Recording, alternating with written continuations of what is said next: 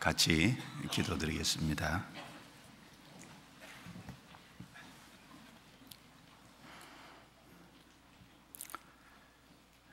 거룩하시고 은혜로우시고 자비로우신 우리 아버지 하나님, 허물과 죄 가운데 살던 저희들, 죄로 말미암아 하나님과 원수되었던 저희들을 주님의 보혈로 또 주님의 대신 형벌 받음으로 성령의 능력과 말씀으로 우리를 구원해 주신 것 진심으로 감사합니다. 또 부족함에도 불구하고 변함없는 주의 사랑을 베풀어 주시고 주의 몸된 교회 안에 한 지체로 거하게 해주시며 양육해 주신 것 감사합니다. 오늘도 주님의 피로 구원받은 형제 자매들을 한 곳에 불러 모아주시고 주의 말씀을 함께 배울 수 있는 거룩한 교제의 시간을 허락하심을 감사합니다. 이 시간을 통해서 하나님의 선하시고 기뻐하시고 온전하신 뜻이 무엇인지 더욱 알아갈 수 있도록 도와주옵소서. 또 말씀이 우리의 영혼의 양식이 되는 귀한 시간이 되게 해 주옵소서.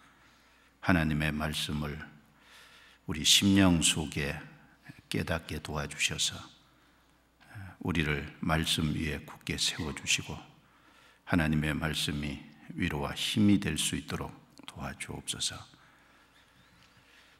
이 시간 이 자리에 함께하지 못한 성도들 어느 곳에 있든지 합당하신 은혜로 채워주옵소서. 멀리 코트 디부아르 선교길에 있는 오세일 목사님 일행과 함께해 주옵소서. 이번에 수양회를 통해서 귀한 영혼들이 주께 많이 돌아오게 역사를 나타내 주시고 그 일을 통해서 하나님께만 영광이 되게 해 주옵소서. 또 돌아오는 시간까지 그 길을 지켜주시고 건강도 지켜주시며 순적한 길이 되게 해 주옵소서. 우리를 구원해 주신 주 예수님 이름으로 기도드리옵니다. 아멘.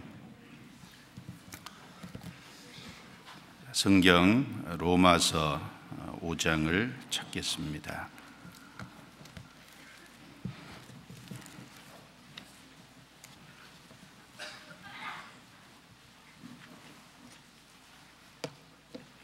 신약 성경 로마서 5장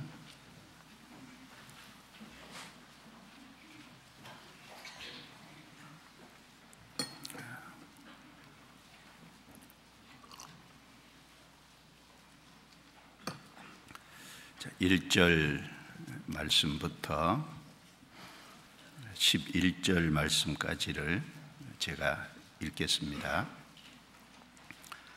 그러므로 우리가 믿음으로 의롭다 하심을 얻었은즉 우리 주 예수 그리스도로 말미암아 하나님으로 더불어 화평을 누리자.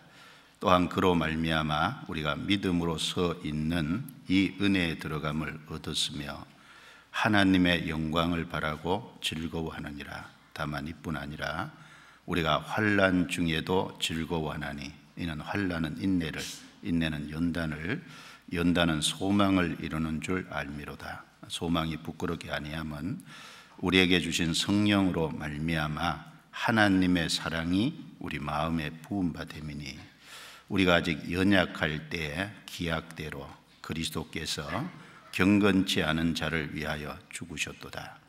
의인을 위하여 죽는 자가 쉽지 않고 선인을 위하여 용감히 죽는 자가 혹 있거니와 우리가 아직 죄인 되었을 때 그리스도께서 우리를 위하여 죽으심으로 하나님께서 우리에게 대한 자기의 사랑을 확증하셨느니라.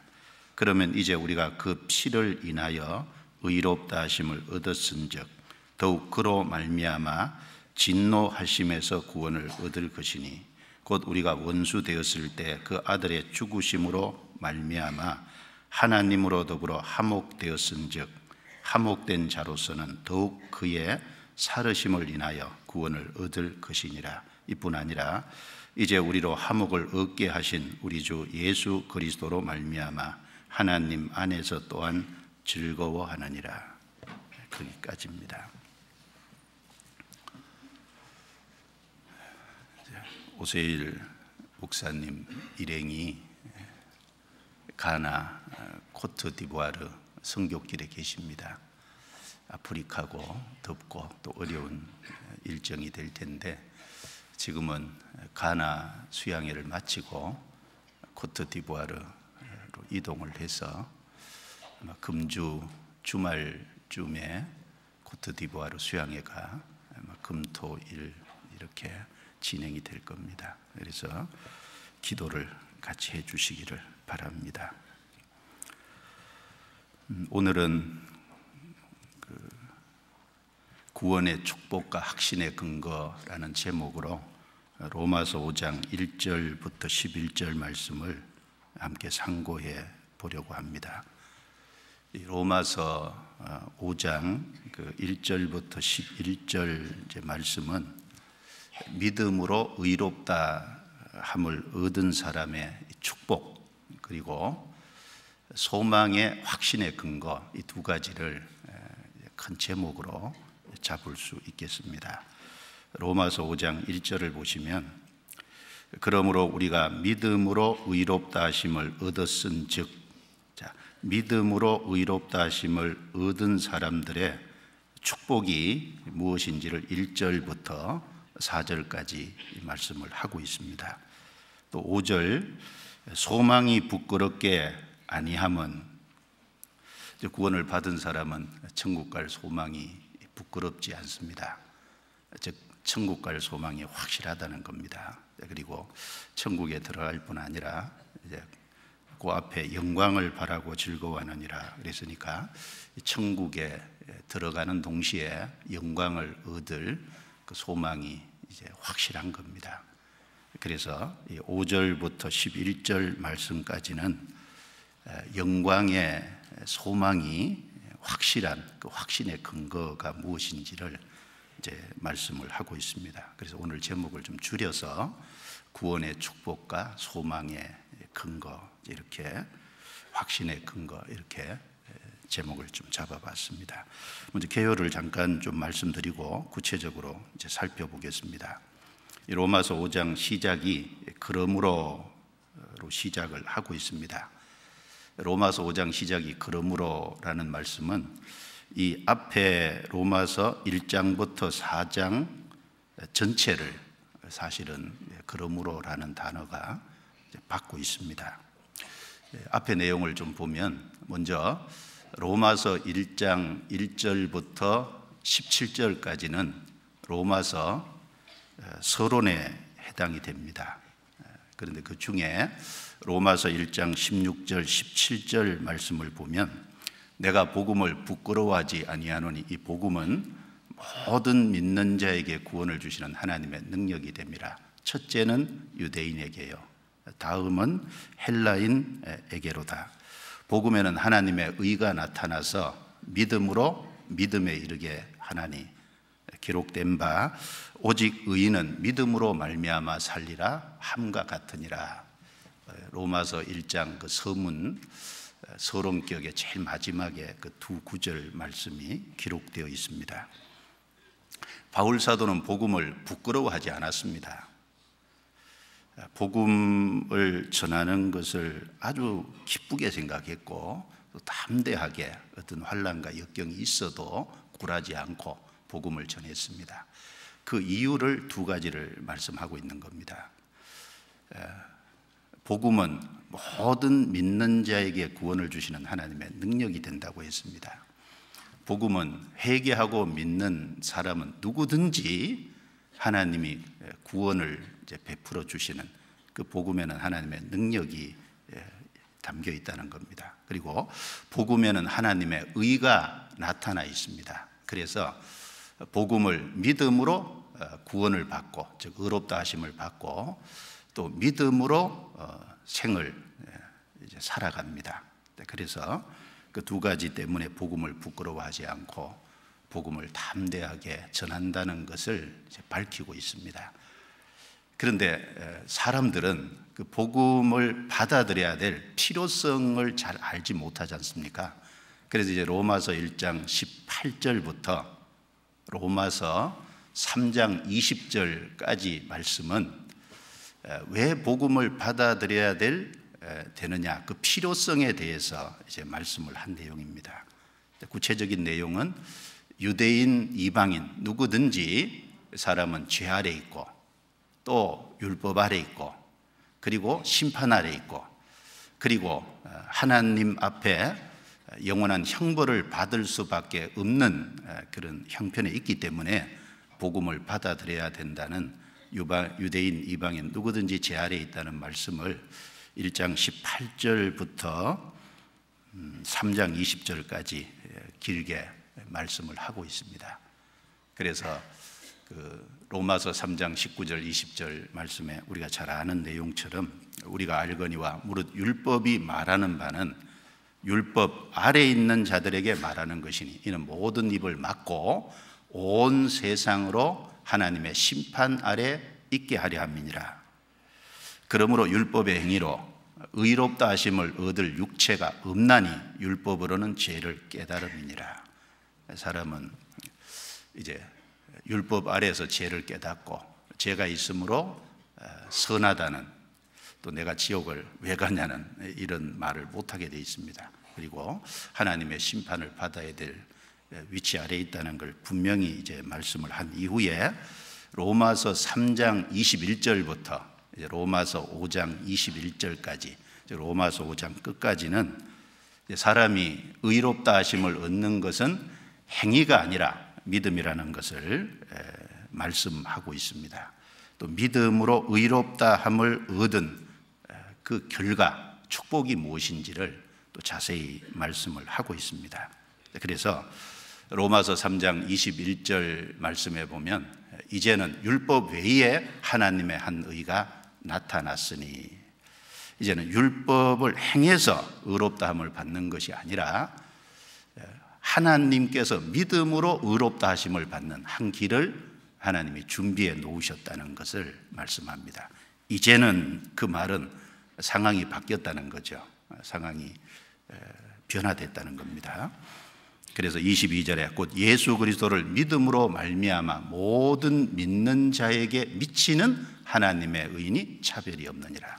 바로 그 핵심이 믿음으로 모든 믿는 자에게 미치는 하나님의 의다. 로마서 3장 24절에는 그리스도 예수 안에 있는 구속으로 말미암아 하나님의 은혜로 값없이 의롭다 하심을 얻은 자 되었느니라. 바로 행위가 아니라 바로 믿음으로 의롭다 하시는 얻는, 바로 그것을 하나님이 준비하신 것이고, 바로 예수 그리스도를 믿음으로 이제 구속함을 얻는 그 진리가 하나님의 의라는 것을 분명히 증거를 하고 있습니다. 그래서 이제 로마서 4장에 넘어가면, 로마서 4장은 이 구약의 인물 중에 다윗과 아브라함 두 사람을 예로 이제 들어서, 다윗도 믿음으로 의롭다함을 받은 사람이고 아브라함도 믿음으로 의롭다함을 받은 사람인 것을 이제 로마서 4장에서 증거하고 있습니다. 다윗은 사실 큰 죄를 지었지 않습니까? 우리아의 아내 바세바를 이제 치하는 그 음행을 하는 그런 도덕적인 큰 죄를 지었습니다. 그리고 그 남편 우리아를, 그 죄를 감추기 위해서 전쟁터 맨 앞에 내보내서 고의적으로 죽게 했습니다. 자, 그런 큰 죄를 다윗이 범했지만 바로 그 다윗에게 예수 그리스도를 약속을 했고, 다윗은 그 예수 그리스도로 말미암아 하나님께서 그 모든 자기 죄를 깨끗이 사해 주실 그 약속을 믿었습니다. 다윗도 믿음으로 의롭다함을 받았다는 사실을 말하고, 또 아브라함도 하나님께서 아브라함에게 후손에 대한 약속을 하셨을 때 아브라함은 그 하나님과 그 하나님이 하신 그 약속을 믿었습니다. 그 창세기 15장 6절에 보면 아브라함이 여호와를 믿으니 여호와께서 이를 그의 의로 여기신지라 라고 말씀했습니다. 바로 아브라함도 행위가 아니라 바로 하나님이 약속하실 때 그 하나님과 그 약속을 믿는 믿음으로 의롭다함을 받았다는 것을 4장에서 말씀을 했습니다.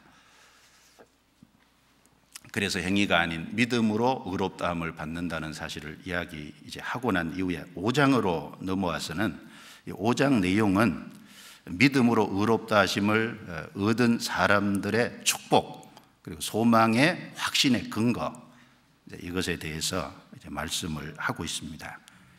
그리고 지금 읽은 로마서 5장 그 1절부터 11절 말씀에는요, 구원받은 사람들의 과거, 그리고 현재, 그리고 구원받은 사람의 앞으로 미래가 또 잘 설명되어 있습니다. 구원을 받은 사람의 과거는 5장 1절을 보시죠. 그러므로 우리가 믿음으로 의롭다 하심을 얻었은즉 우리 주 예수 그리스도로 말미암아 하나님으로 더불어 화평을 누리자.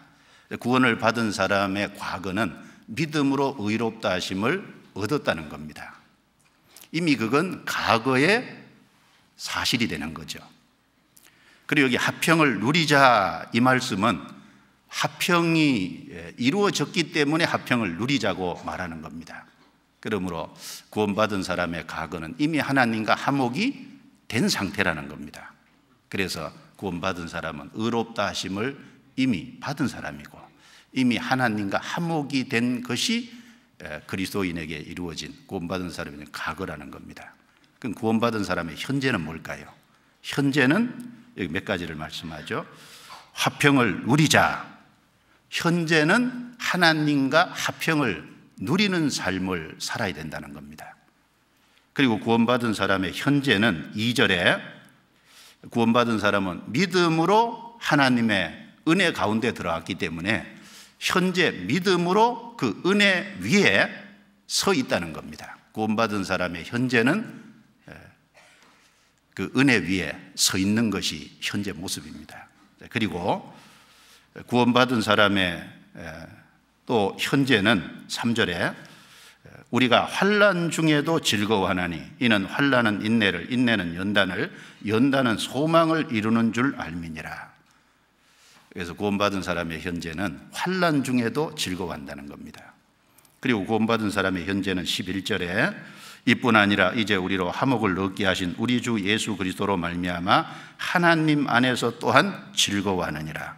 하나님 안에서 즐거워하는 그 삶이 있다는 겁니다. 그리고 구원받은 사람의 현재는 5절부터 나오는 말씀 속에 하나님의 사랑이 우리 마음에 부은 바 되었기 때문에 구원받은 사람의 현재는 영광의 소망에 대한 확신이 있다는 겁니다. 그래서 좀 정리를 해보면 구원받은 사람의 현재는 하나님과 더불어 화평을 누리는 가운데 있고, 그리고 은혜 위에 서 있고, 그리고 환난 중에도 즐거워하고, 그리고 소망에 이제 확신이 있고, 그 다음에 하나님 안에서 즐거워하는, 이것이 구원받은 사람의 현재 모습일 겁니다. 그리고 구원받은 사람의 미래는 뭘까요? 2절 끝에 하나님의 영광을 바라고 즐거워하느니라. 바라고 즐거워, 바라보고 즐거워하는 거죠. 하나님 앞에 설 때 우리가 천국의 기업을 얻을 뿐 아니라 영광도 같이 얻습니다. 그 영광을 바라보고 즐거워하는 기대와 전망이죠. 그리고 이제 9절 끝에 더욱 그로 말미암아 진노하심에서 구원을 얻을 것이니, 피로 의롭다 하심을 확실히 얻었다면 미래에는 더욱 그로 말미암아 예수 그리스도로 말미암아 진노하심에서 구원을 얻을 것이다. 그러니까 심판은 더 이상 없다는 겁니다. 여기서 로마서에서 말하는 하나님의 진노는 1장 18절부터 나오는 그 진노가 계속 영원한 심판에 대한 말입니다. 구원받은 사람은 그 영원한 심판을, 지옥 가는 심판을 받지 않는다는 것이 너무너무 확실합니다. 그리고 10절 끝에 더욱 그의 살으심을 인하여 구원을 얻을 것이니라. 그래서 구원받은 사람은 지금 이제 주님 앞에 설 때 몸의 구원도 받고, 또 그리고 앞으로 구원받은 사람은 삶이 점점 더 주님 모습처럼 변화되어가는 생활구원, 성품구원도 실제로 이루어져 갑니다. 그래서 여기 구원받은 사람의 과거, 현재, 미래 이렇게 좀 나누어 볼 수 있겠습니다. 그래서 오늘은 그 중심으로 해서 구원받은 사람의 과거, 이제 현재, 미래 이런 순서로 좀 말씀을 드려볼까 합니다. 먼저 로마서 5장 1절을 보시겠습니다. 자, 다시 같이 읽어볼까요? 그러므로 우리가 믿음으로 의롭다 하심을 얻었은즉 우리 주 예수 그리스도로 말미암아 하나님으로 더불어 화평을 누리자. 구원받은 사람의 과거는 믿음으로 의롭다 하심을 얻은 사실하고 동시에 하나님과 화목이 이루어졌다는 두 가지입니다.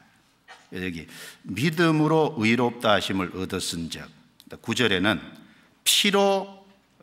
피를 인하여 의롭다 하심을 얻었은즉 구원받은 사람은 피로 의롭다 하심을 얻은 동시에 믿음으로 의롭다 하심을 얻었다고 했습니다. 예수님이 우리 대신 십자가에서 우리 죄를 대신 짊어지고 실제로 우리 죄 값을 치르기 위해서 피를 흘렸습니다. 그 예수님의 피가 우리 죄를 사했습니다. 그리고 우리는 회개하고 믿음으로 말미암아 구원을 받고 의롭다 하심을 받은 거예요.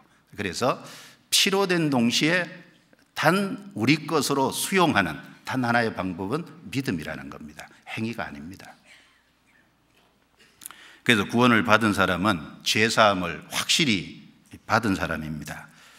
죄사함보다 더 큰 말이 의롭다 하심을 얻었다는 겁니다.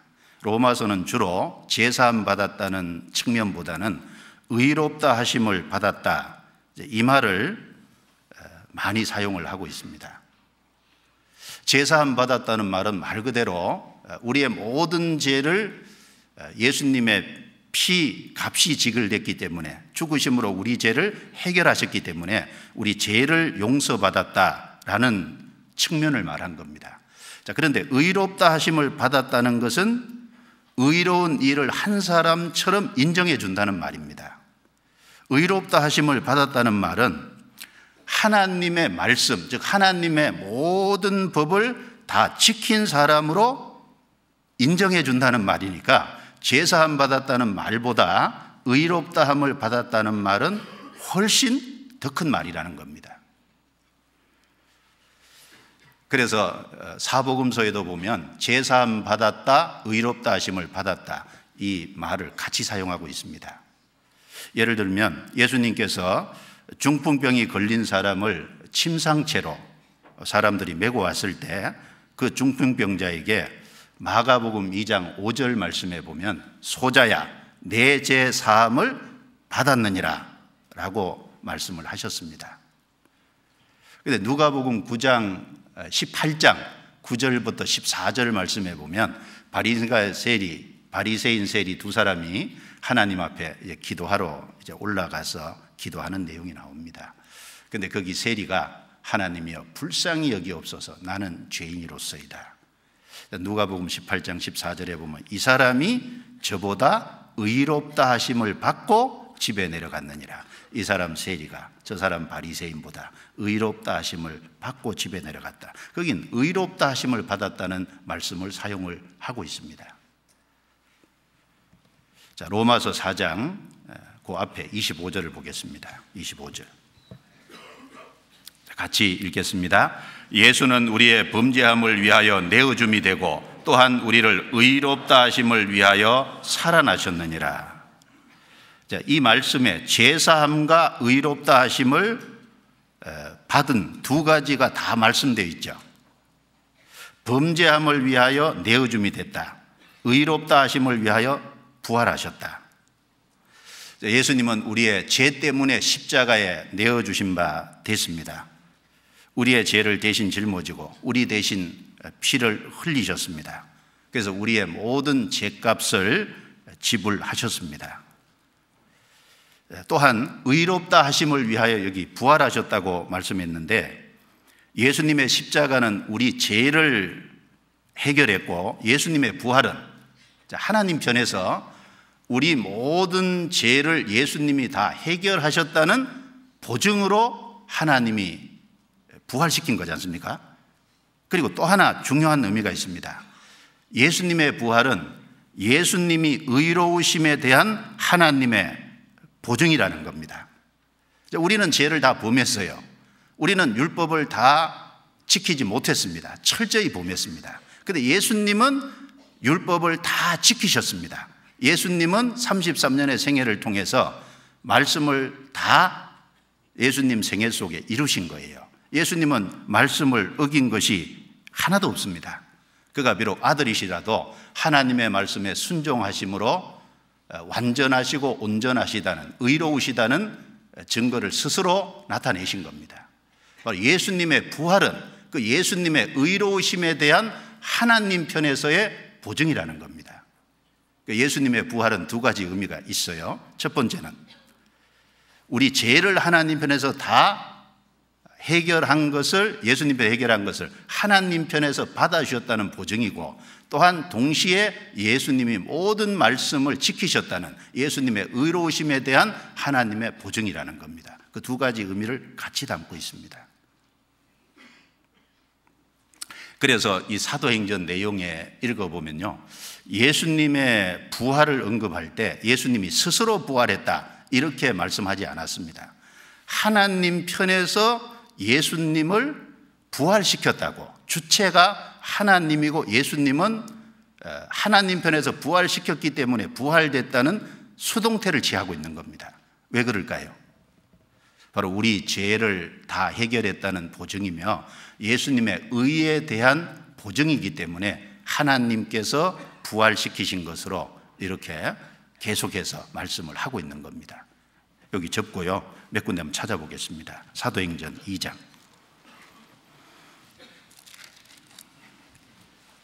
예수님의 부활은 하나님 편에서 행하신 일이고,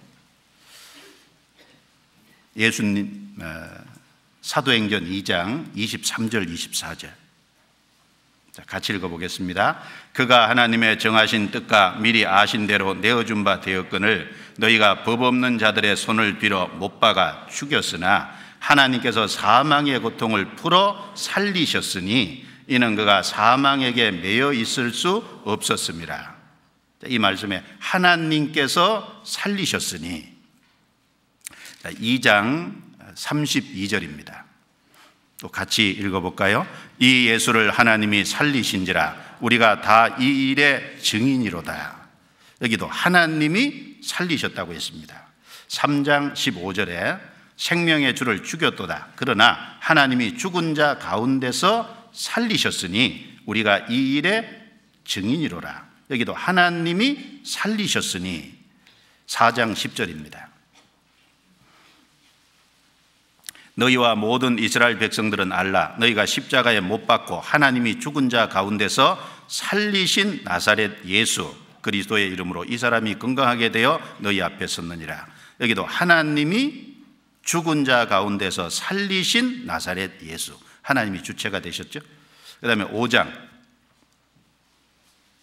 30절 또 같이 읽겠습니다. 너희가 나무에 달아 죽인 예수를 우리 조상의 하나님이 살리시고.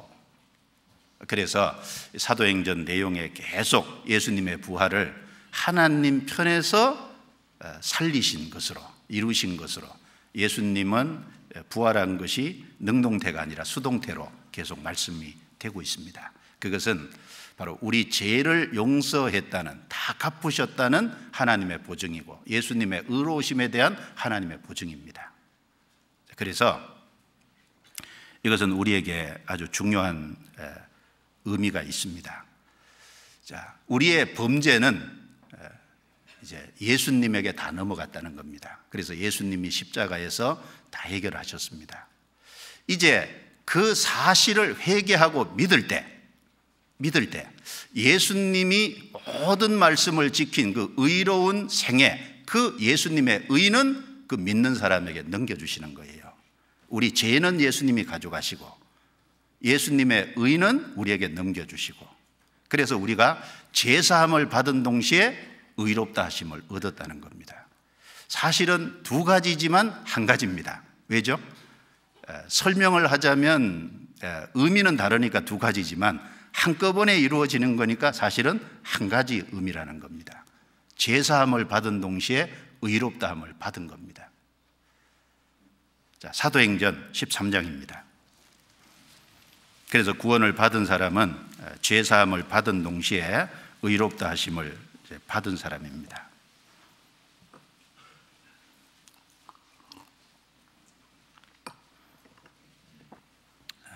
사도행전 13장 38절, 39절 여기도 같이 읽어 보겠습니다. 그러므로 형제들아 너희가 알 것은 이 사람을 힘입어 죄사함을 너희에게 전하는 이것이며 또 모세 율법으로 너희가 의롭다 하심을 얻지 못하던 모든 일에도 이 사람을 힘입어 믿는 자마다 의롭다 하심을 얻는 이것이라. 여기에도 두 가지를 말씀하고 있습니다. 여기 38절에 이 사람, 그 다음에 39절에 이 사람은 예수님을 가르쳐서 한 말입니다. 자, 예수님을 통해서 우리는 제사함을 받고 예수님을 통해서 율법을 행함으로는 의롭다함을 받지 못하지만 이제 회개하고 믿음으로 이제 그 의의를 넘겨받았다는 거예요. 의롭다 하심을 받은 자가 됐다는 겁니다. 그래서 로마서 5장 1절에 우리가 믿음으로 의롭다 하심을 얻었은즉, 로마서 5장 9절에는 피로 말미암아 의롭다 하심을 얻었은즉, 바로 예수님의 피로 우리는 속죄함을 받고, 그리고 그 믿음으로 말미암아 하나님이 그 믿는 것을 의로 인쳐 주시는 겁니다. 그래서 구원받은 모든 사람은 제사함을 받은 동시에 의롭다함을 받은 사람입니다. 그리고 이 모든 것은 오직 믿음으로만 되는 겁니다. 바로 십자가에 이루신 주님의 공로를 전적으로 단순히 받아들이는 그 사실 하나로 의롭다함을 얻는 겁니다. 주님이 완성하신 공로, 주님의 완전한 공로를 받아들임으로 의롭게 됩니다. 그래서 주님이 우리의 공로가 되시고 주님이 우리의 의가 되신 겁니다. 그래서 제사함을 받고 의롭다함을 받은 사람은 정말 행복한 사람이지 않습니까? 그 행복을 받아보지 않은 사람은 이해할 수가 참으로 없겠죠. 그래서 로마서 4장 6절부터 8절에 일한 것이 없이 하나님께 의로 여기심을 받는 사람의 행복에 대하여 다윗의 말한 바, 그 불법의 사하심을 받고 그 죄를 가리우심을 받고 주께서 그 죄를 인정치 아니하실 사람은 복이 있도다 함과 같으니라. 지금부터 3000년 전에 살았던 다윗도 사람의 진정한 행복이 뭐냐? 불법의 사하심을 받고 죄를 가리우심을 받는 사람이 행복한 사람이다. 그리고 주께서 그 죄를 인정치 아니하실 사람이 바로 행복한 사람이다.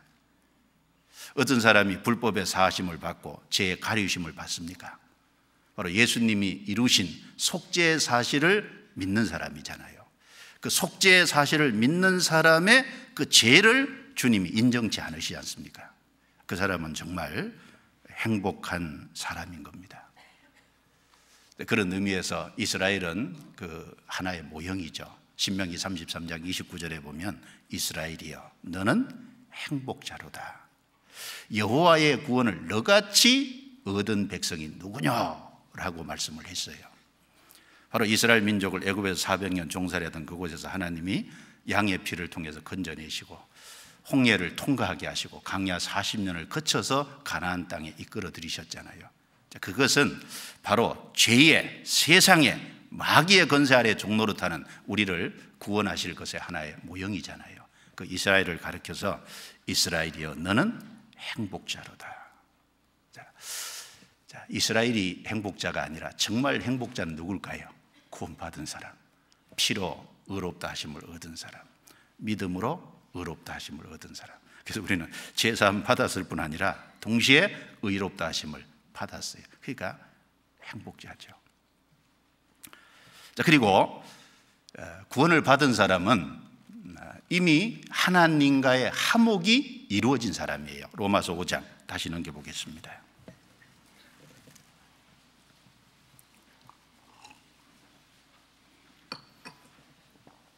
로마서 5장 1절 그러므로 우리가 믿음으로 의롭다 하심을 얻었은즉 우리 주 예수 그리스도로 말미암아, 같이 읽습니다. 하나님으로 더불어 화평을 누리자. 여기 하나님으로 더불어 화평을 누리자 이렇게 말씀을 하시는 것은 하나님과 화목이 됐다는 사실을 전제하고 누리자 이렇게 말씀하는 거잖아요. 하나님과 화평이 이루어진 사실이 없다면 누리자라는 말을 할 수 없을 겁니다. 그래서 로마서 5장 10절에 보면 곧 우리가 원수 되었을 때 그 아들의 죽으심으로 말미암아 하나님으로 더불어 화목되었은즉, 화목되었은즉 완료죠. 예수님의 죽으심으로 우리는 하나님과 화목이 이루어졌다는 겁니다. 사실 우리는 하나님과 우리 사이에 죄로 말미암아 원수가 됐습니다. 하나님은 죄를 미워하십니다. 그리고 죄가 있는 곳에는 하나님의 진노가 나타납니다. 우리는 죄를 지은 범죄자고 하나님은 그 죄를 심판하시는 심판자로서 재판장과 죄수의 관계였고 원수 관계였습니다. 그런데 아들인 예수님이 죄로 인한 심판과 형벌을 우리 대신 받아주셨습니다.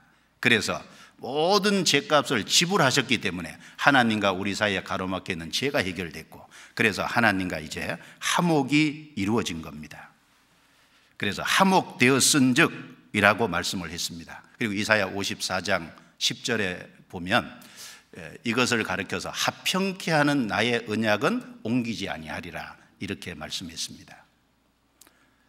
하나님께서 바로 회개하고 믿는 사람을 받아주시고 하나님과 화목해 해 주시기로 언약을 하셨습니다. 그 언약을 가리켜서 화평케 하는 나의 언약이라고 했습니다. 옮기지 않는다는 것은 그 화평케 하는 나의 언약은 영원하다는 것입니다. 하나님은 그 언약을 바꾸지 않으십니다.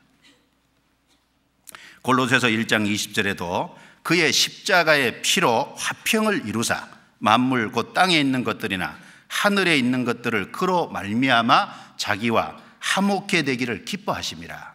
바로 십자가의 피로 화평을 이루신 겁니다. 하늘에 있는 것들, 땅에 있는 것들. 바로 예수님으로 말미암아 화목해 되기를 기뻐하셨다라고 말씀합니다.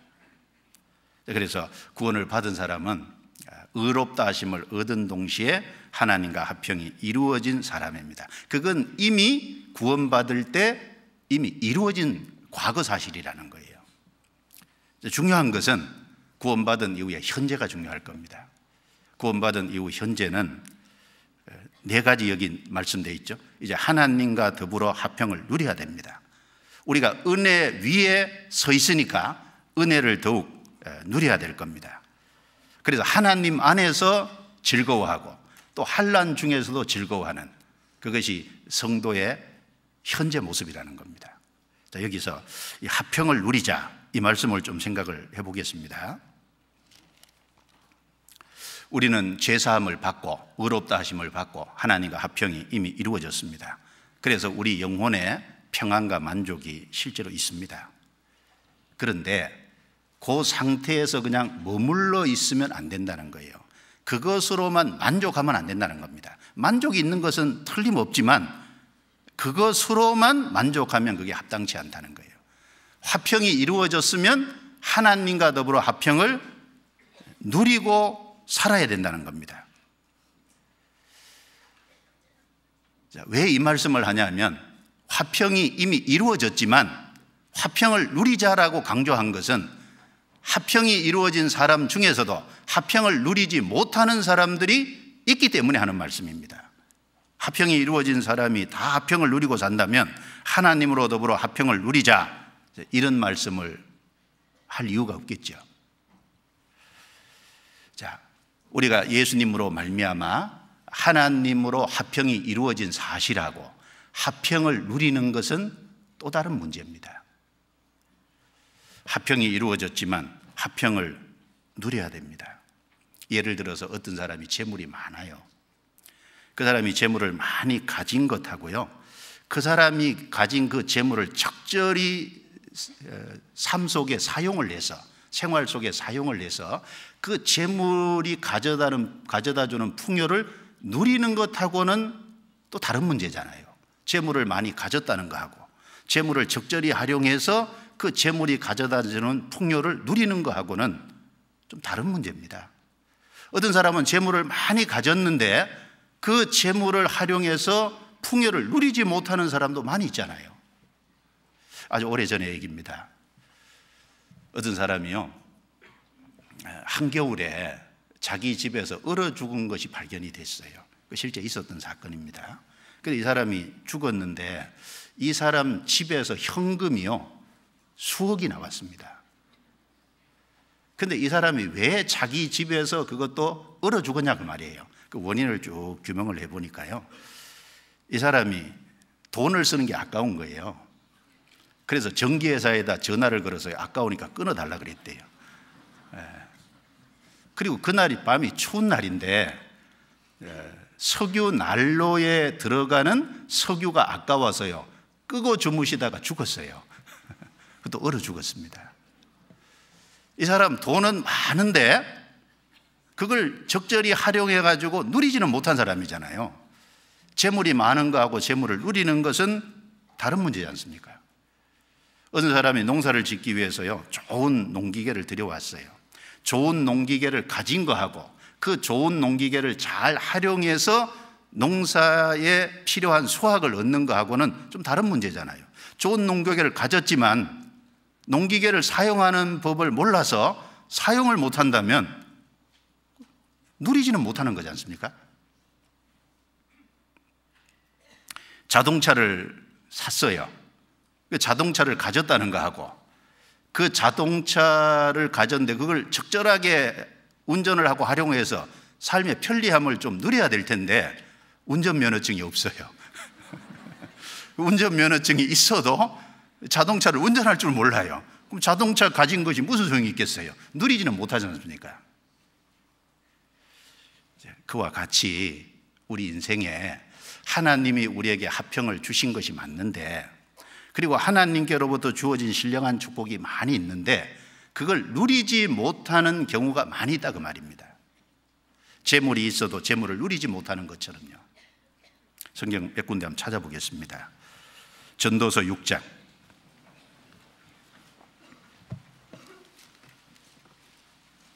2절.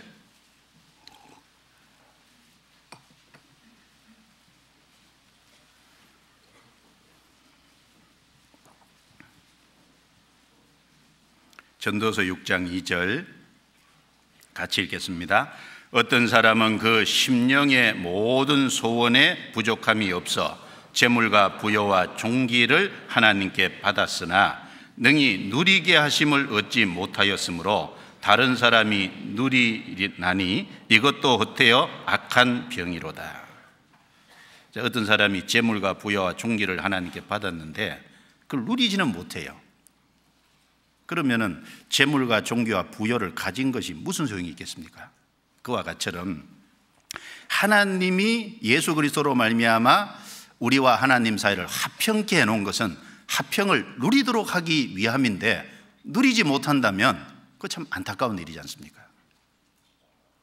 풍요로운 삶을 살 수 있는데도 스스로 그걸 누리지 못해서 아주 빈약한 가난한 삶, 아주 공고한 삶을 살 수 있다는 겁니다. 우리를 화목케 해놓으신 이유는 누리게 하기 위함입니다. 이사야 53장 찾아보죠. 이사야 53장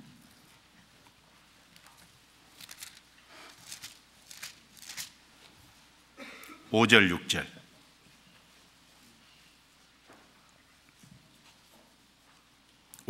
6절. 자, 같이 읽겠습니다. 그가 찔림은 우리의 허물을 인하며 그가 상함은 우리의 죄악을 인함이라. 그가 징계를 받음으로 우리가 평화를 누리고 그가 채찍에 맞음으로 우리가 나음을 입었도다. 우리는 다 양 같아서 그릇 행하여 각기 제 길로 갔거늘 여호와께서는 우리 무리의 죄악을 그에게 담당시키셨도다. 여기 예수님이 우리 대신 십자가에서 죽어주신 걸 말하지 않습니까? 찔리고 상하시고 징계를 받고 채찍에 맞으셨습니다. 근데 여기 5절에 중요한 말씀이 우리가 평화가 이루어지고 옵니까? 누리고 옵니까? 왜 누리고라는 단어를 썼을까요? 평화하게 하셨을 뿐 아니라 누리게 하기 위해서 사실 대신 죽어주신 겁니다. 하나님께서 이스라엘을 여러 나라 중에서 특별히 따로 하나님의 제사장 나라로 구별하셨어요. 그리고 그 이스라엘 역사 속에 하나님께서 함께 하시고 임마누엘 하시고 하나님의 많은 도움과 능력과 영광을 나타내시고, 그리고 그 이스라엘 민족을 가나안 땅으로 이끌어 들여서 그 가나안 땅에 거하게 하셨습니다. 그럼 이스라엘 백성들 입장에서는 주님의 말씀을 순종함으로 하나님께 도움을 받고 또 하나님이 주신 많은 풍요와 축복을 누리고 그 가나안 땅을 누려야 되잖아요. 근데 안타깝게도 불순종함으로 그 하나님의 도움을 받지 못하고, 그리고 그 가나안 땅을 누리지 못하고 그 땅에 쫓겨났지 않습니까? 하나님이 이미 주신 것이 있지만 그러나 불순종함으로 말미암아 그걸 누리지 못하고 쫓겨났다는 겁니다. 구원받은 성도에게도 마찬가지 교훈이 될 겁니다. 하나님 우리에게 이미 신령한 복을 많이 주셨어요. 그런데 정말 누리고 있느냐 그 말입니다. 누리는 것은 우리 몫입니다. 우리가 어떻게 하냐에 따라서 누릴 수도 있고 누리지 못할 수도 있다는 걸 좀 생각을 깊이 해야 될 겁니다. 성경 한 두 군데를 좀 봅시다. 베드로후서 1장.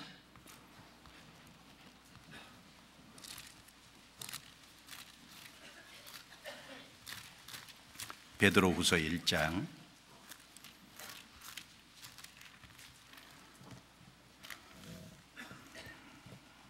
3절부터 7절까지 제가 읽겠습니다. 조금 깁니다. 그의 신기한 능력으로 생명과 경건에 속한 모든 것을 우리에게 주셨으니 이는 자기의 영광과 덕으로서 우리를 부르신 자를 알므로 말미암음이라. 이로써 그 보배롭고 지극히 큰 약속을 우리에게 주사 이 약속으로 말미암아 너희로 정욕을 인하여 세상에서 썩어질 것을 피하여 신의 성품에 참여한 자가 되게 하려 하셨으니 이러므로 너희가 더욱 힘써 너희 믿음의 덕을 덕의 지식을 지식의 절제를 절제의 인내를 인내의 경건을 경건의 형제 우애를 형제 우애의 사랑을 공급하라. 여기 3절 말씀에 생명과 경건에 속한 모든 것을 우리에게 주셨으니 이미 주셨어요. 하나님은 우리에게 하나님의 생명도 주시고 영원한 생명도 주시고 또 경건에 속한 신앙생활에 필요한 모든 것을 우리에게 주셨으니, 주셨다니까요? 나는 안 받아서 신앙생활 못했다. 그건 핑계입니다. 이미 여기 주셨다고 했어요. 이렇게 주신 이유는 4절 끝에 너희로 정욕을 인하여 세상에 썩어질 것을 피하여 신의 성품에 참여하는 자가 되게 하려 하셨으니, 그래서 그 하나님께로부터 주어진 것을 받아서 이제는 신의 성품에 참여한다는 게 뭡니까? 이제 점점 그리스도를 닮아가는, 그래서 그리스도를 닮아가고 그래서 변화돼 가고 그렇게 함으로 그것을 누리도록 하기 위해서 하나님께서 생명과 경건에 속한 모든 것을 주셨다는 겁니다. 그럼 우리 편에서는 어떻게 해야 될까요? 5절에 이러므로 너희가 더욱 힘써 우리는 해야 될 일이 있는 겁니다. 믿음에다가 덕을, 덕에다가 지식을, 지식의 절제를, 절제의 인내를, 인내의 경건을, 경건의 형제우를, 형제우의 사랑을 공급하는, 여기 더욱 힘써라고 했잖아요. 이것을 잘 활용해서 적절하게 사용을 해서 주님께 영광을 돌려드려야 될 책임이 있는 겁니다. 그런데 그걸 이제 못한다면은 풍요로운 삶을 허락하셨는데 그걸 활용하지 못해서 빈궁한 삶을 사는 것과 마찬가지인 거예요. 많은 재물을 가졌지만 그걸 그 재물이 줄 수 있는 풍요를 누리지 못하는 것과 마찬가지라고 할 수 있습니다. 이스라엘 역사 속에요, 사울 왕과 다윗 왕은 하나의 모형일 겁니다. 사울 왕은 믿음으로 시작했다가 육체로 마친 사람의 하나의 모형일 겁니다. 다윗은 믿음으로 시작해서 믿음으로 마친 사람의 하나의 모형일 겁니다.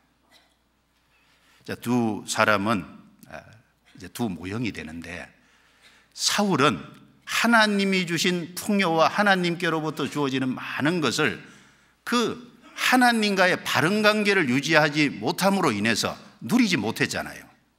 하나님께 기도하니까 응답하지도 않고, 이 다윗을 죽이려고 하는 시기하는 마음이 꽉 차서 마음의 평안은 하나도 없고, 오로지 마음의 어떤 시기심, 욕심, 분노, 이제 이런 것들만 가득했잖아요. 누리지 못했습니다. 그런데 다윗은 하나님과의 바른 관계 속에 있었기 때문에 하나님께 도움을 구해서 하나님의 도움도 받았고, 골리앗 앞에 나가서 싸울 때 그 다윗의 능력이 아니지 않습니까? 하나님께로부터 힘을 받아서 이기는 일도 했고, 그 10여 년 이상 사울에게 쫓겨다니는 그 긴 세월 동안 계속 쫓겨다녔지만, 그리고 나중에 압살롬에게 왕위를 찬탈해서 급히 도망가는 상황이 있었지만, 그래도 다윗의 마음속에는 평안이 있었잖아요. 시편 3편에 보면은 압살롬에게 쫓겨가는 아주 위급한 상황이지 않습니까? 그런데 거기 말씀에 내가 누워 자고 깨었으니 주께서 나를 붙드심이로다. 천만인이 나를 둘러치려 하여도 나는 두려워 아니하리로다. 여전히 마음에 평안이 있잖아요. 그 상황 되면 잠이 오겠습니까?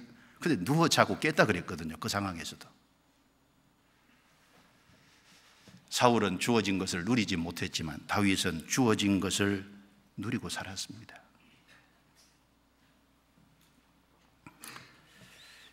우리가 구원을 받으면 하나님은 아버지고 우리는 아들입니다. 아버지와 아들 관계는 사실 화평의 관계인 거예요. 자, 아버지에게 능력이 많고 아버지에게 많은 것이 있다면 아들이 아버지에게 적극적으로 나가면 아버지에게 도움을 받을 수 있는 것이 많지 않습니까? 그런데 화평의 관계고 아버지가 능력이 있고 얼마든지 도와주고 필요를 채워줄 수 있는데 아버지에게 적극적으로 나가지 않아서 공공할 수 있잖아요. 그처럼 마찬가지로 하나님의 자녀가 능력 되시는 근원이 되시는 하나님께 적극적으로 나아가지 않음으로 인해서 풍요로운 삶을 살 수 있음에도 빈궁한 삶을 사는 경우가 있다는 겁니다. 우리가 한번 잘 생각해 봐요. 내가 하나님께 정말 적극적으로 능력 되시는 하나님이고 모든 것을 가지신 하나님인데 그 하나님께 적극적으로 내가 나가고 있느냐, 적극적으로 도움을 구하고 있느냐, 그 정말 도움을 얼마나 받고 사느냐, 그걸 좀 생각을 깊이 해봐야 될 겁니다. 성경 히브리서 4장 찾아보겠습니다. 히브리서 4장 15절 16절.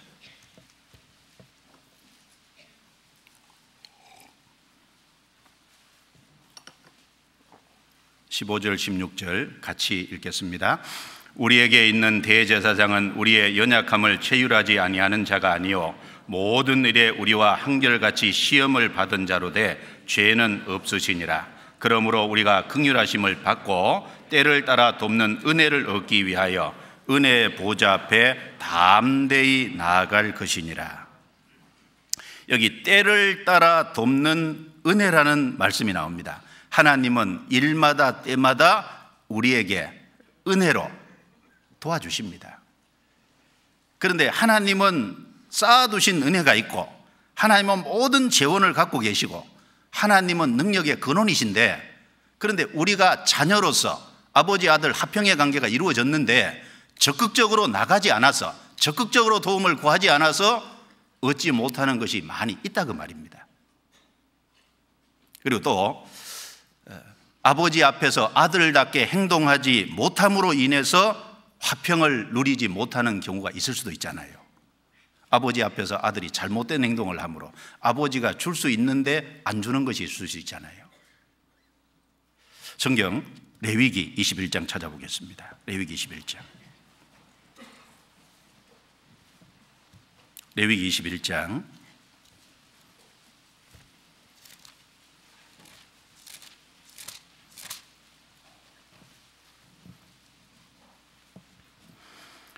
21장 16절부터 제가 읽어보겠습니다.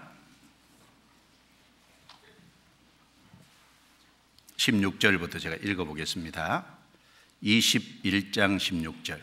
여호와께서 모세에게 일러 가라사대 아론에게 과에 이르라. 물은 너의 대대 자손 중 육체에 흠이 있는 자는 그 하나님의 식물을 드리려고 가까이 오지 못할 것이라. 무릇 흠이 있는 자는 가까이 못할지니 곧 소경이나 쩔뚝발이나 코가 불완전한 자나 지체가 더한 자나 발 부러진 자나 손 부러진 자나 곱사등이나 난장이나 눈에 백막이 있는 자나 계열병이나 버짐이 있는 자나 불알 상한 자나 제사장 아론의 자손 중에 흠이 있는 자는 나와 여호와의 하제를 드리지 못할지니 그는 흠이 있은즉 나와 하나님의 식물을 드리지 못하느니라. 그는 하나님의 식물의 지성물이든지 성물이든지 먹을 것이나 장 안에 들어가지 못할 것이요 단에 가까이 못할지니 이는 그가 흠이 있음이라. 이와 같이 그가 나의 성소를 더럽히지 못할 것은 나는 그들을 거룩하게 하는 여호와임이니라. 22장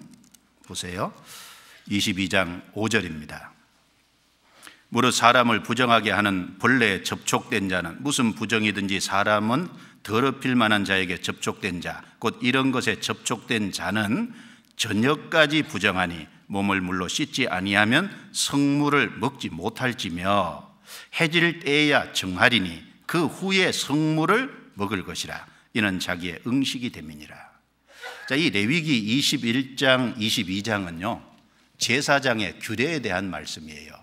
그리고 이 레위기 21장 22장 말씀에서 반복되는 것이요 자기를 더럽히지 말지니라, 이 말씀이 계속 반복됩니다. 하나님의 제사장은 하나님이 거룩하기 때문에 거룩해야 된다는 것을 여기 강조를 하고 있는 겁니다. 자, 마찬가지로 구원을 받은 모든 사람은 구원을 받자마자 하나님 앞에 영적 제사장이잖아요. 우리도 하나님 앞에 더럽혀서는 안 될 겁니다.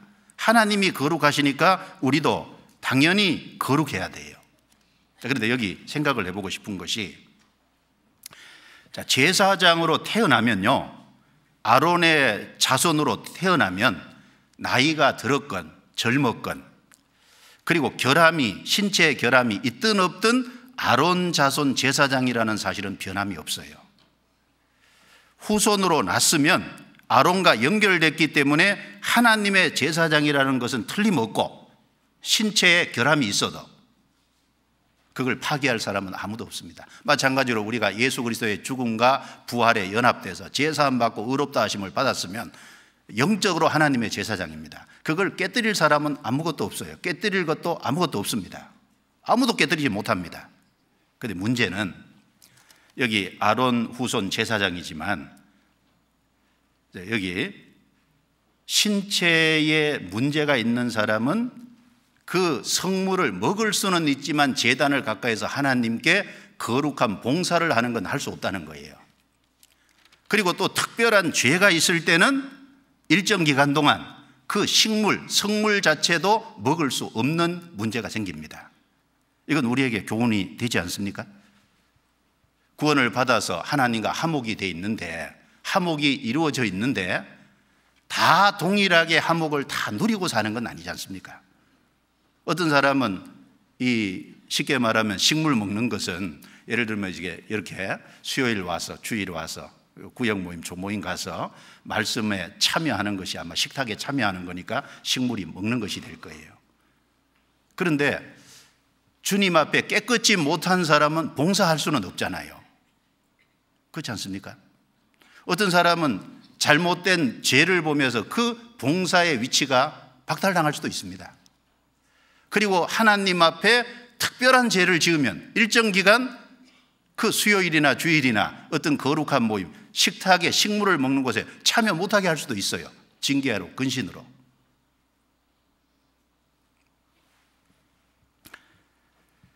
그래서 한몫이 됐지만 한몫을 누리는 것은 또 다른 문제입니다. 중요한 것은 한몫을 누려야 된다는 거예요.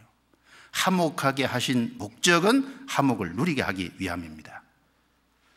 디모데전서 6장 17절입니다. 같이 찾아보죠. 디모데전서 6장 17절.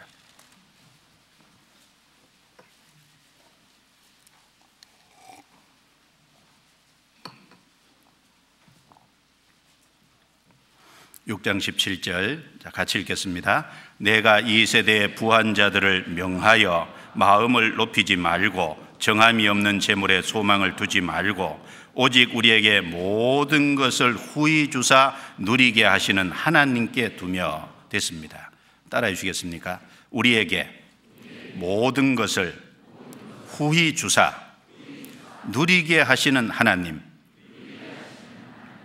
하나님은 우리에게 모든 좋은 것을 후히는 뭡니까? 넘치도록 주셔서 그걸 누리게 하시기를 정말 원하십니다. 이 세상에서도 아무리 좋은 것이 있을지라도 활용하지 못한다면 아무 유익이 없는 것처럼 하나님과 합형이 이루어진 성도도 하나님과 연합이 돼서 하나님의 무한한 재원을 삶 속에 누릴 수 있는데 그것을 전혀 누리지 못하고 산다면 그건 참으로 불행하고 안타까운 일이라고 할 수 있습니다. 우리가 양심적으로 한번 생각해 보죠. 우리는 몇 퍼센트 누리고 있을 것 같아요? 어떤 사람은 하나도 못 누리고 있는 0%의 사람도 있을 것 같고, 어떤 사람은 한 10% 누리고 있는 사람이 있을 것 같고, 어떤 사람은 한 30%, 어떤 사람은 한 50%. 우리가 많이 누려도 하나님의 모든 충만하신 것으로 충만하게 하시기를 원한다 그랬는데 하나님의 충만하신 것으로 충만한 사람이 얼마나 될까요?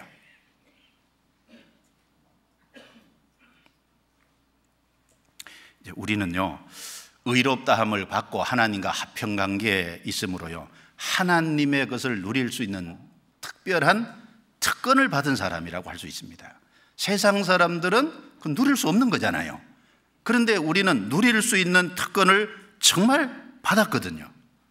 그러니까 하나님이 예비하고 쌓아두신 그 모든 것을 우리는 받아서 잘 활용해서 하나님께 영광을 돌려드려야 될 아주 책임감이 있다고 생각합니다. 그래서 하나님으로 더불어 합평을 누리자. 이제 그게 그리스도인의 현재 삶입니다. 삶.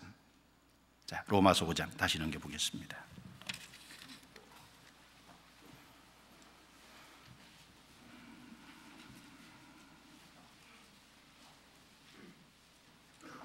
로마서 5장 2절입니다. 자, 같이 읽겠습니다.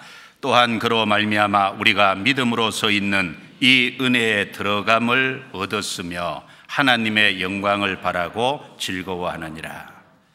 물론 이 말씀이 조금 어렵죠. 믿음으로 서 있는 이 은혜에 들어감을 얻었으며, 믿음으로 서 있는 이 은혜라고 했으니까 현재 믿음 위에 서 있다는 말씀이 되고, 이 은혜에 들어감을 얻었으며 들어가는 것이 믿음으로 됐다는 말씀이지 않습니까? 두 가지를 같이 얘기하고 있는 겁니다. 사실은 우리가 하나님의 은혜 가운데 들어가는 것은 믿음으로 됐다는 겁니다. 그리고 현재 은혜 위에 서 있는 것도 믿음으로 됐다는 얘기예요. 그러니까 믿음으로 은혜 가운데 들어가고 믿음으로 현재 하나님의 은혜 위에 서 있다는 말씀을 여기 강조하고 있습니다. 사실 우리는 율법의 저주 아래 있었잖아요. 율법은 행하라, 그리하면 살리라. 그런데 우리는 율법을 다 범해서요, 율법의 저주 아래 처해 있었습니다. 그런데 어떻게 우리가 은혜 가운데로 들어갈 수 있게 됐냐, 그 말입니다. 오직 회개하고 믿음으로 은혜 가운데 들어갈 수 있게 된 거예요. 그리고 또 은혜 가운데 들어갔을 뿐 아니라 현재 이 은혜 가운데 서 있다는 겁니다. 자기 공로를 의지하는 그 사람은 자기 위에, 자기 공로 위에 서 있을 겁니다. 그런데 우리는 우리 자신의 공로는 아무것도 없으니까, 우리는 정죄받아야 마땅할 사람이니까 우리는 사실은 믿음으로 은혜 가운데 들어갔고 현재 믿음으로 은혜 위에, 믿음으로 주님의 공로와 은혜 위에 버티고 있는 겁니다. 그래서 주님의 완전한 은혜, 풍성한 은혜 위에 우리는 서 있습니다.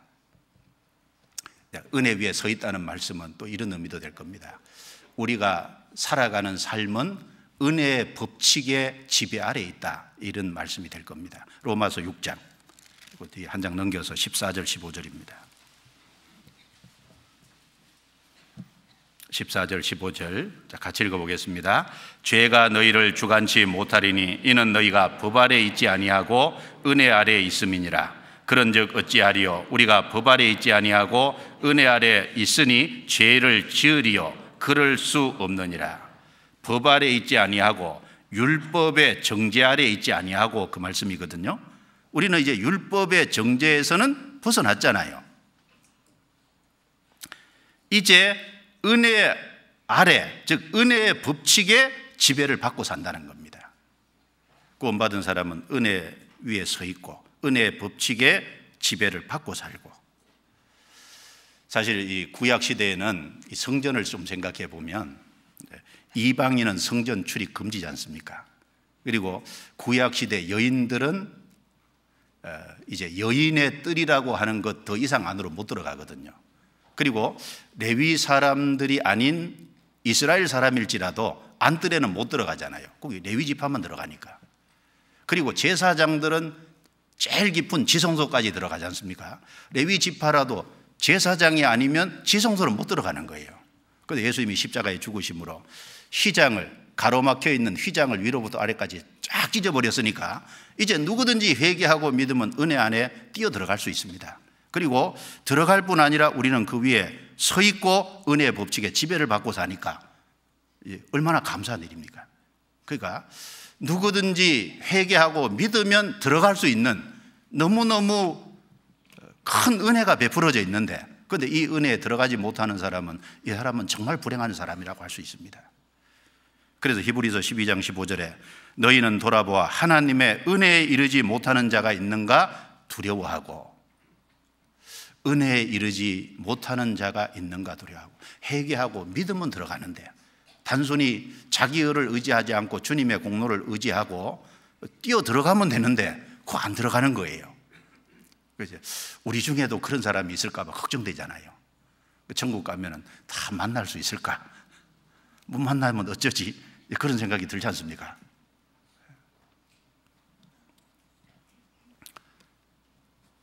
그래서 우리는 믿음으로 이제 회개하고 믿음으로 사실은 들어갔고, 그리고 그 은혜 위에 서 있고 그 은혜의 법칙 아래 지배를 받고, 그러니까 정말 그리스도인들은 참 축복된 삶이지 않습니까? 그러니까 이루어지지 않지 않습니까? 그리고 또 로마서 5장 다시 보겠습니다. 로마서 5장 11절입니다. 같이 읽습니다. 이뿐 아니라 이제 우리로 화목을 얻게 하신 우리 주 예수 그리스도로 말미암아 하나님 안에서 또한 즐거워하느니라. 구원받은 사람의 현재는 화목을 얻게 하신 우리 주 예수 그리스도로 말미암아 하나님 안에서 즐거워하느니라. 이 로마서 5장 1절부터 11절 내용이에요. 즐거워한다는 말이 3번 반복되고 있습니다. 여기 11절에 하나님 안에서 즐거워한다는 말씀이 있고요, 2절에는 하나님의 영광을 바라고 즐거워한다는 말씀이 끝에 있고, 그 다음에 이 3절에는 환난 중에도 즐거워한다는 말씀이 있습니다. 이걸 순서적으로 말한다면 첫 번째는 구원을 받아서 하나님 안에서 즐거워하고, 그 다음에는 더 나아가서 환난 중에서도 즐거워하고, 그리고 더 나아가서는 영광은 소망이지 않습니까? 하나님 앞에 섰을 때 영광을 바라고 그 소망을 바라고 즐거워하는, 순서적으로 얘기하면 그렇게 될 겁니다.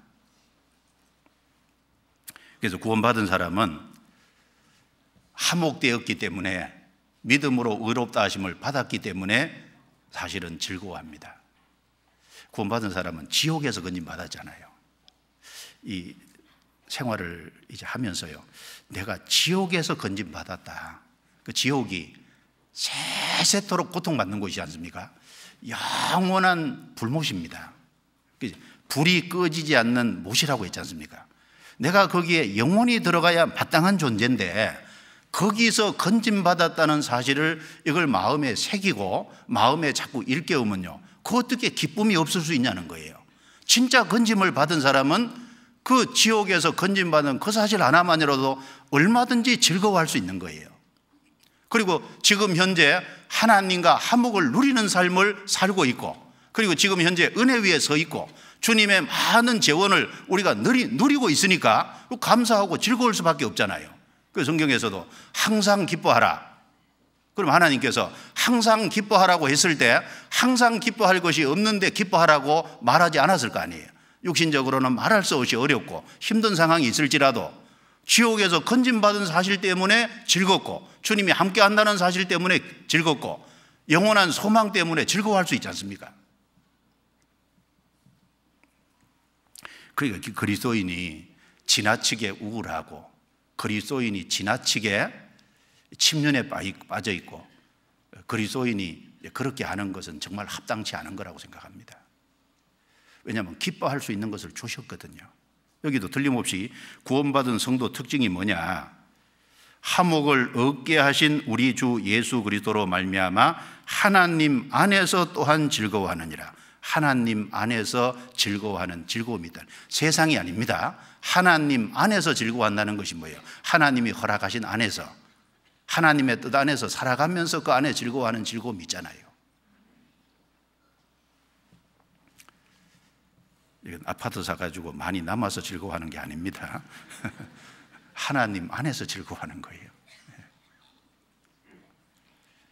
그리고 더 나아가서 환난 중에도 즐거워하나니, 구원받은 사람은 환난 중에서도 즐거워합니다. 3절 4절 같이 읽겠습니다.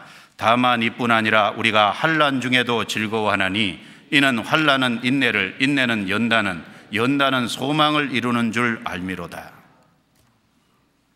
여기 잘 읽으셔야 돼요. 환난을 즐거워하나니 이렇게 말 안 했습니다. 환난 중에도 즐거워하나니 이렇게 말했습니다. 왜냐하면 환난 자체를 즐거워하는 건 아니에요. 환난 자체를 즐거워하는 사람이 누가 있겠습니까? 고난을 즐거워하는 사람이 누가 있겠어요? 고난으로 말미암아 주어지는 결과 때문에 즐거워한다는 말입니다. 환난은 인내를, 인내는 연단을, 연단은 소망을 이루기 때문에 즐거워한다는 말이지 않습니까? 여기 5장 2절에 보면 하나님의 영광을 바라고 즐거워하느니라. 앞에는 여기 의롭다 하심을 이제 얻은 화평을 얘기하잖아요. 화평, 그리고 은혜, 그리고 영광. 그럼 영광을 받기 위해서는 반드시 고난하고 영광하고 연결이 되어 있잖아요.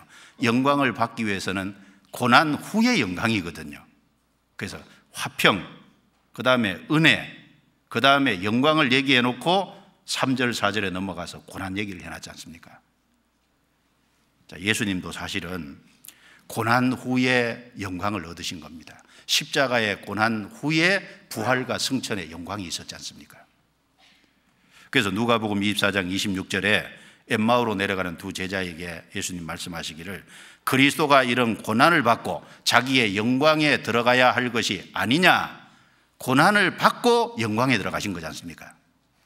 그리고 베드로전서 1장 10절 11절 말씀에도 이 구원에 대하여는 너희에게 이 말 은혜를 예언하던 선지자들이 연구하고 부지런히 살펴서 자기 속에 계신 그리스도의 영이 그 받으실 고난과 후에 얻으실 영광을 증거하여 어느 시 어떠한 때를 지시하시는지 상고하니라. 받으실 고난과 후에 얻으실 영광, 영광 전에 반드시 고난이 있습니다. 고난 후에 영광이 있는 거예요. 그래서 앞에 여기 화평, 그 다음에 은혜, 그 다음에 영광을 바라고 즐거워하느니라. 영광은 미래 거지 않습니까? 그 사이에다가 다시 재론하기를 고난 얘기를 해놓은 겁니다. 왜냐하면 고난 후에 영광이 있으니까요. 예수님도 고난 후에 영광을 얻었다면 성도도 주님을 뒤따라가는 사람이니까 성도도 영광을 받기 위해서는 반드시 고난도 함께 받아야 되잖아요. 그래서 로마서 8장 17절에 자녀임은 또한 후사 곧 하나님의 후사요 그리스도와 함께한 후사니 우리가 그와 함께 영광을 얻기 위하여 고난도 함께 받아야 할 것이니라. 영광을 받으려면 반드시 고난을 통과해야 되는 거예요. 사실 성경 창세기부터 요한계시록까지 가장 거대한 주제 중에 하나가 고난과 구원과 영광입니다. 이 마태복음 1장 1절에 아브라함과 다윗의 자손 예수 그리스도의 세계라. 왜 예수님이 아브라함의 자손이 되고 왜 예수님이 다윗의 자손이 되셨을까요? 아브라함은 구원의 대표잖아요. 아브라함에게 약속하셨던 구원을 주시기 위해서 아브라함의 자손이 되셨고 다윗은 영광의 대표잖아요. 그 다윗에게 약속하셨던 영광을 주시기 위해서 다윗의 후손이 되신 거지 않습니까? 성경의 큰 주제가 구원과 영광입니다. 우리를 구원하시고 동시에 영광을 주시기 원한 게 하나님의 목적입니다. 그래서 디모데후서 2장 10절에 그러므로 내가 택하신 자를 위하여 모든 것을 참으면 저희로도 그리스도 예수 안에 있는 구원을 영원한 영광과 함께 얻게 하려 함이니라. 구원을 영원한 영광과 함께 얻게 하려 함이니라. 성경 주제가 구원과 영광입니다. 하나님은 구원을 주시고 그 다음에 영광 주시기를 원하는 거예요. 그런데 영광 앞에는 반드시 뭐가 따르냐? 고난이 따른다는 거예요. 예수님도 받으신 고난과 후에 얻으신 영광, 그러니까 이런 고난을 받고 영광에 들어가야 될 것이 아니냐. 그럼 성도의 길도 마찬가지죠. 영광을 함께 얻기 위해서는 고난을 반드시 통과해야 되는 겁니다. 그래서 우리는 고난 자체를 즐거워하는 것이 아니라 고난을 통해서 하나님의 거룩한 목적이 성취되는 것이기 때문에 즐거워합니다. 고난이 낳는 결과로 인해서 우리가 즐거워한다는 말입니다. 자, 그래서 환난, 즉 고난이 오면, 고난은 뭘 만들어내죠? 인내를. 만약에 환난이 없다면 인내할 것도 없죠. 환난이 없는데 무슨 인내가 있겠습니까? 인내하는 것이 없으면 연단이 뭡니까? 연단받는 인격이잖아요. 시련을 통과한 믿음을 말하지 않습니까? 시련을 통한 인격을 말해야 돼요. 그러니까 인내해보지 않은, 환난 속에서 인내를 통해서 그 사람이 크리스찬다운 모습으로 인격이 갖춰져 가는 거예요. 정말 하나님 아들답게 인격이 갖춰져 가는 겁니다. 그리고 인내는 소망을 이루는, 연단은 소망을 이루는 줄 알미니라. 이제 연단 속에서 소망이 났습니다. 그래서 이 환난, 그 다음에 인내, 연단 이런 걸 통과하면서 주님이 내게 약속하신 영광의 소망이 이게 너무나 확실하는 거구나. 그래서 환난 속에서 주님 역사를 더 경험하게 되고, 그리고 그 환난 속에서 주님이 함께 계심을 알고, 그리고 그 환난 속에서, 고난 속에서 하나님의 위로도 경험해 보고, 그 속에서 주님이 진 소망이 진짜 소망이라는 걸 알고, 그리고 그 소망에 대해서 마음에 더욱 크게 자리 잡게 되고 마음속에 확신하게 됩니다. 성경 야고보서 1장 찾아보겠습니다. 야고보서 1장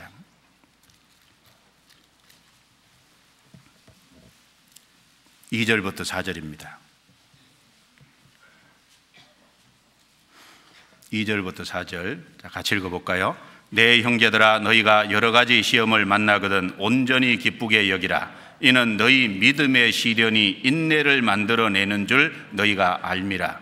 인내를 온전히 이루라. 이는 너희로 온전하고 구비하여 조금도 부족함이 없게 하려 함이라. 여기 너희 믿음의 시련이, 믿음 가운데 주어진 고난이 그 말입니다. 세상 사람들은 믿음이 없는데 고난과 역경이 주어지니까 주저앉잖아요. 그런데 구원받은 사람은 믿음이 있습니다. 믿음이 있는 데다가 고난이 주어질 때는 그 인내가 만들어진다는 거예요. 그리고 온전하고 구비하여 조금도 부족함이 없게 되는 겁니다. 하나님의 아들 낳게 되는 거죠. 그리고 베드로전서 1장을 보겠습니다. 베드로전서 1장 6절 7절입니다. 같이 읽겠습니다. 그러므로 너희가 이제 여러 가지 시험을 인하여 잠깐 근심하게 되지 않을 수 없었으나 오히려 크게 기뻐하도다. 너희 믿음의 시련이 불로 연단하여도 없어질 금보다 더 귀하여 예수 그리스도에 나타나실 때 칭찬과 영광과 존귀를 얻게 하려 하심이라.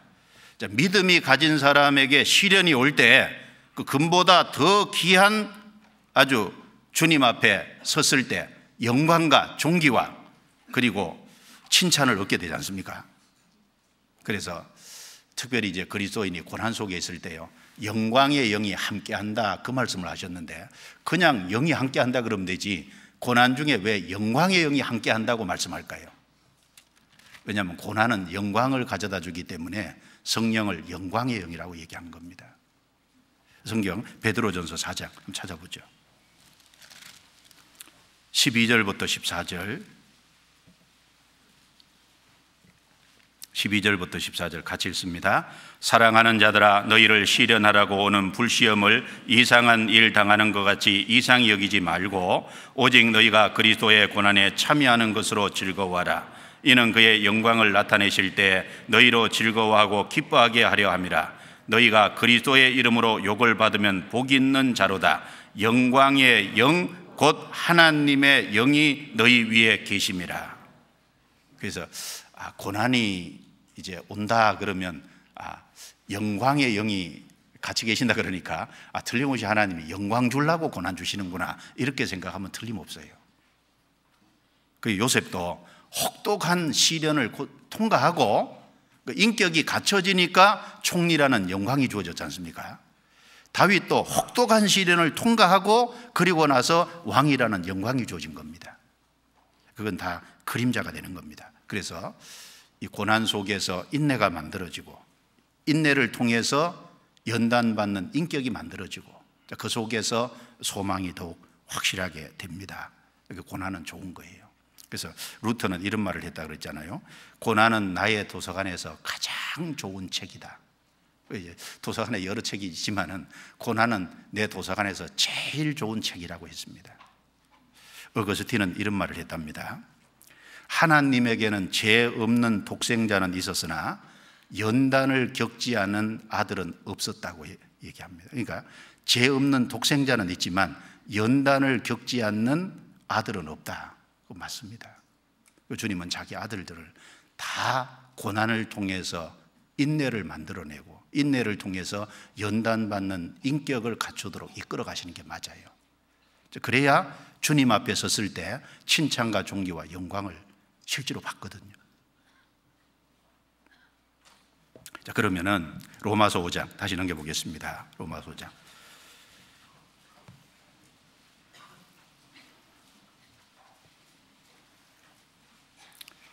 그래서 여기 4절에 소망 얘기하면서 이제 5절부터 10절까지 내용 속에 소망이 부끄럽게 아니함은 우리에게 주신 성령으로 말미암아 하나님의 사랑이 우리 마음에 부은 바 됨이니. 우리가 소망이 부끄럽지 않고 정말 영광을 받을 그 소망, 천국의 소망, 이것이 확실한 근거가 뭐냐 그 말이죠.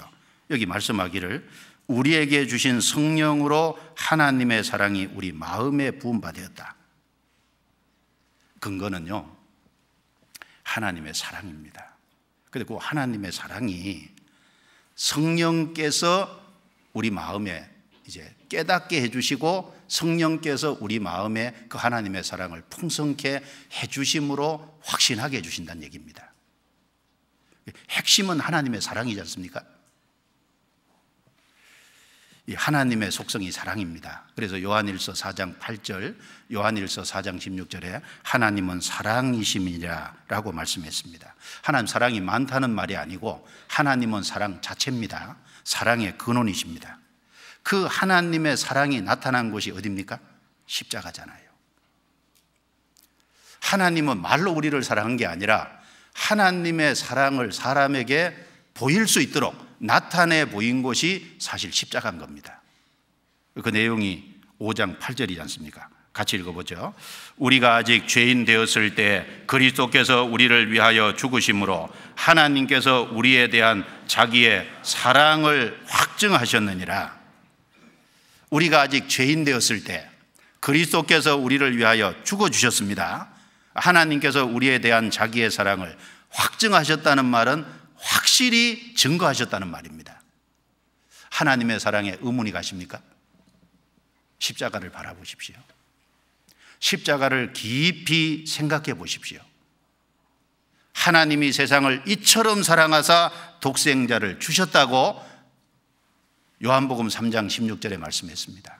그 하나님 편에서 하나님의 독생자를 내어주신 그 하나님 아버지의 마음을 좀 생각해 보고, 그리고 그 십자가에 예수님이 죽으신 사실을 깊이 생각해 보고, 그래서 십자가에서 죄를 대신 짊어지고 우리 죄를 다 해결해 주신 그 이루신 사실을 좀 깊이 생각해 보고, 그렇다면 어떻게 하나님의 사랑을 의심할 수 있냐 그 말입니다. 하나님은 말로가 아니라 행동으로 사랑한다는 사실을 증거하신 겁니다. 하나님은 사랑이십니다. 하나님의 사랑이 나타낸 곳이 십자가입니다. 하나님의 사랑이 나타낸 곳이 독생자를 주신 사건입니다. 그리고 하나님이 독생자를 내어주셔서 우리를 위해 대신 죽게 했을 때 우리는 어떠한 상황에 있었습니까? 6절에 보면 우리가 연약할 때, 8절에 보면 우리가 죄인 되었을 때, 10절에 보면 우리가 원수 되었을 때잖아요. 우리가 무슨 어떤 경지에 도달했고, 우리가 무슨 잘난 것이 있고, 우리가 무슨 수준에 도달했기 때문에 우리를 구원해 주시고 우리를 위해서 대신 죽어준 게 아니지 않습니까? 연약하다는 건 뭡니까? 연약하기 때문에 인생은 죄를 짓고 살잖아요. 연약하기 때문에 죄를 짓지만 죄를 해결할 수 있는 능력이 또 없지 않습니까? 죄인이라는 말은 우리가 늘 집회 때마다 배우지 않습니까? 죄인으로 났기 때문에 범죄하고, 그리고 어느 날 죽고, 죽으면 심판받고 지옥. 죄인이라는 말은 지옥 갈 사람이라는 대명사입니다. 우리가 지옥 갈 상황에 있을 때 우리를 위해서 죽어줬습니다. 더 나아가서 원수 되었을 때 우리를 위해서 죽어주신 거예요. 그거보다 더 큰 사랑이 어디 있겠습니까? 그럼 긍휼히 여기는 사랑이고 아카페적인 사랑, 하나님께서 사람을 무조건 긍휼히 여기는, 불쌍히 여기는 사랑입니다. 여러분, 부모 자식 간에 부모가 자식이 공부 잘하면은 기쁘죠. 근데 공부 못해도, 공부 잘해도 사랑하지만 공부 못해도 사랑해요, 안 해요? 사랑합니다. 자식이 건강하면 좋죠. 그런데 건강 안 해도 사랑합니다. 심부름 잘하면 좋죠. 근데 심부름 안 해도 사랑합니다. 뭘 잘했기 때문에 사랑을 베푸는 게 아니에요. 하나님이 우리에게 베푸는 사랑도 우리가 뭔가 수준에 도달했기 때문에 주는 게 아니라 연약할 때, 죄인 되었을 때, 원수 되었을 때 우리를 위해서 죽어주신 겁니다. 그게 하나님의 최고의 사랑입니다. 십자가는 하나님이 우리를 사랑한다는 그 사랑을 확실히 나타낸 겁니다. 그리고 이 사건은 즉흥적으로 된 게 아닙니다. 6절에 보시면 우리가 아직 연약할 때 기약대로 그리스도께서 경건치 않은 자를 위하여 죽으셨도다. 따라해 보시죠. 기약대로. 기약이 뭡니까? 약속된 기한에 딱 미쳐서 죽어주셨다는 거예요. 사실 우리를 구원할 계획은 영혼 속에서 세워졌지 않습니까? 영혼 속에서 우리를 구원하실 그 하나님의 구원 계획을 구약시대 구약 성경에 약속을 했습니다. 그 약속한 것에 기한이 딱 돼서 이루신 거잖아요. 그렇다면 주님의 재림도 약속된 기한이 되면 오실 겁니다. 그리고 우리에게 영광을 주신다고 하는 이 약속도 결국은 다 이루어질 겁니다. 하나가 이루어진 걸 보면 나머지 것도 다 이루어질 걸 믿을 수 있지 않습니까? 그리고 하나님의 사랑이 우리의 소망의 근거인데, 이 하나님의 사랑이 성령으로 말미암아 우리 마음에 부음받았다는 말은 무슨 뜻이냐면, 이 하나님의 사랑, 십자가의 사랑, 예수 그리스도가 구세주라는 사실, 이것을 성령께서 이 시대에 증거하고 있지 않습니까? 그리고 성령께서 우리 마음을 열어서 그걸 깨닫게 하십니다. 부음받았다는 것은 그걸 우리 마음을 열어서 깨닫게 하신다는 겁니다.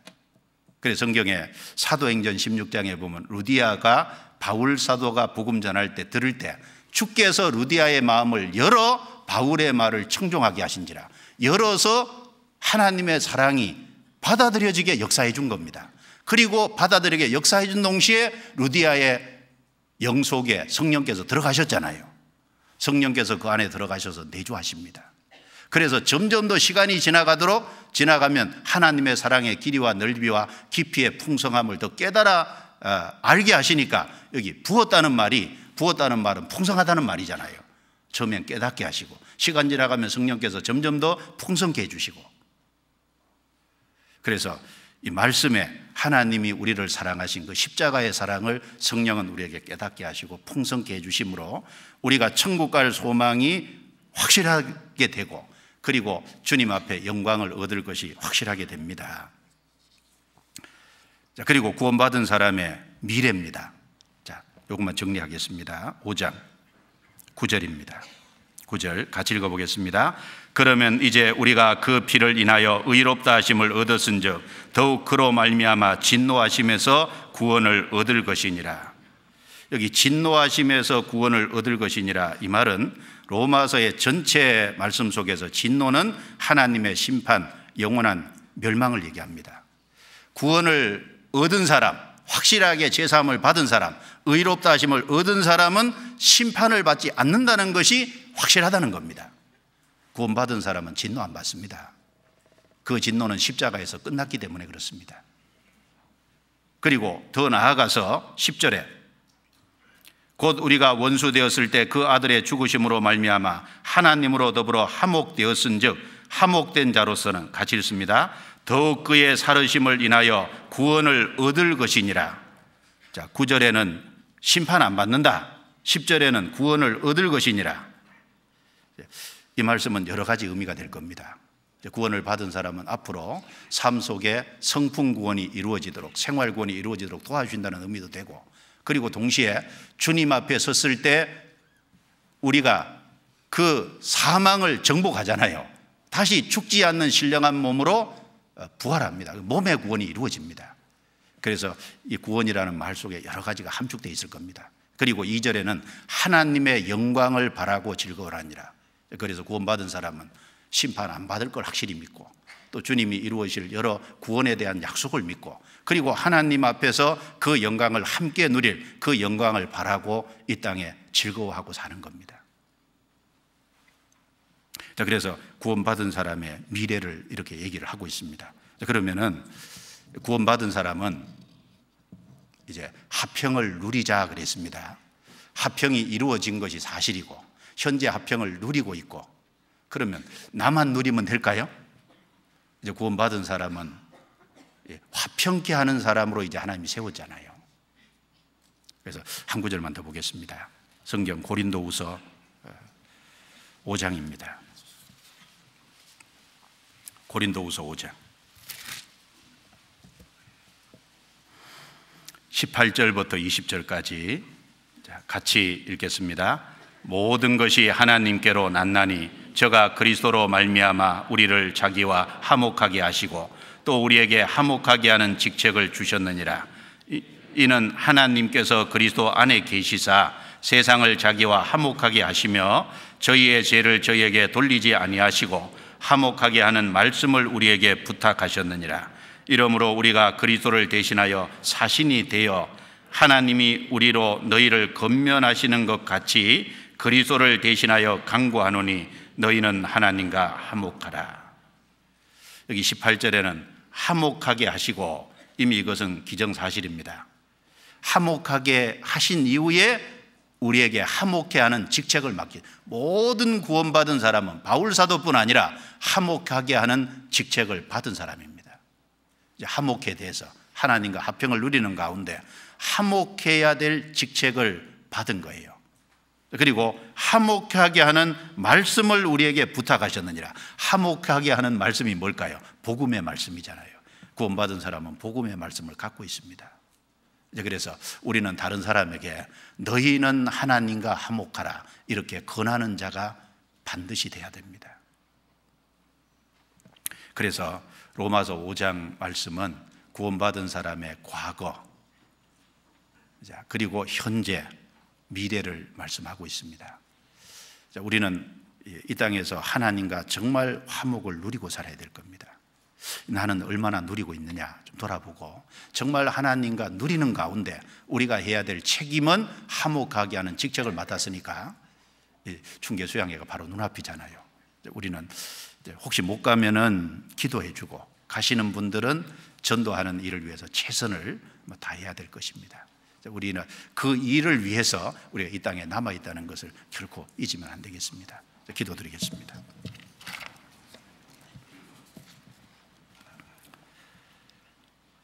하나님 감사합니다.